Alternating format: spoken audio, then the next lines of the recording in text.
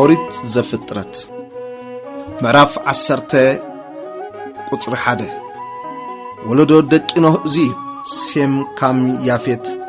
ናታቶም ድማ ድሕሪ ማይ አሂ ደቂ ተወልድሎም ደቂ ያፌት ጎሜርን መጎግን ማዳይን ያዋንን ቱባልን ሜስክን ቲራስን ደቂ ጎሜር ከአ አሽኮናዝን ይፋትን ተጋርማን ደቂ ያዋን ድማ ኤልሻን ተርሽሽን ኪቲምን ዲዳኒሙን ካብዚአቶም ደሴታት ህዝብታት በብምድሮም ነፍስ ወከፍ ከም ቋንቁ ከከም ዓሊቶም በብህዝቦም ተፈላለዩ ደቂ ካም ከአ ኩሽን ምስራይምን ፋጣን ከነአንን ደቁኩሽ ድማ ሲባን ሐዊላን ሳብታን ራዕማን ሳብታኻን ደቂ ራዕማ ከአ ቻባን ዲዳንን ኩሽ ድማ ንኒምሮድ ወለደ ንሱ ኣብ ምድሪ ጅግና ሙኻን ጀመረ ንሱ ኣብ ቅድሚ እግዚአብሔር ጅግና ሃዳኒ ነበረ ስለዚ ከም ኒምሮድ ኣብ ቅድሚ እግዚአብሔር ጅግና ሃዳኒ ተባህለ መጀመርታ መንግስቱ ድማ ባቤል ኤርክን አካድን ካልነን ኣብ ሃገር ሲንአር ነበረ ካብታ ሃገር እቲአ ናብ አሰር ወፀ ነዌን ንሬሖቦትን ዔርን ካላህን ሰርሐን ኣብ መንጎ ነዌን ካላህን ከአ ንሬስን ሰርሐ ንሳ ተዓባይ ከተማ ምስራይም ድማ ንሎዲምን ንዓናሚምን ንሃላቢምን ንናፍቱሒምን ንጳትሮሲምን ንካፍተራውያንን ንካስሉሂምን ወለደ ካብኦም ፍልስጥማውያን ወፁ ጽሪ 15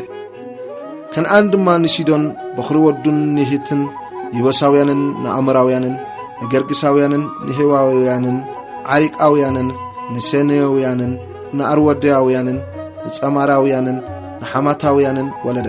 ድሕሪ ዝዓሌታት ከነአን ተዘርቡ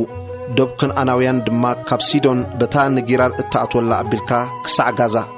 በታ ንሶዶምን ንጎመራን ንአድማን ንሲቢኤም እታአትወላ አቢልካ ክሳዕ ላሽዕ ነበረ እዚአቶም በብዓሌቶም በብቋንቋኦም ኣብ ሃገሮም ኣብ ህዝቦም ደቂ ካም እዮም ቁጽር 21 ንሴም ድማ እቲ ኣብ በኩሎም ደቂ ዒበር ዓብይ ሓውን ያፌት ደቂ ተወልድሉ ደቂ ሴም ኤላምን አሹርን አርፌክሳድን ሉድን አራምን ደቂ አራም ካ ዕጹን ሑልን ጊታርን ማሽን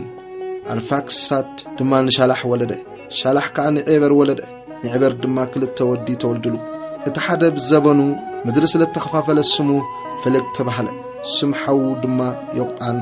ዮቅጣን ድማ ንአልማዳድን ንሸልፋን ንሐጸርማዊትን ንዮራሕን ንሃድራሙን ንኡዛልን ንደቂላን ንዓወልን ንአባሚኤልን ንሻባን ንኤፎርን ንሐዊላን ንዮባባን ወለደ እዚአቶም ኩሎም ደቂ ዮቅጣን እዮም መእማጦም ድማ ካብ ማሻባታ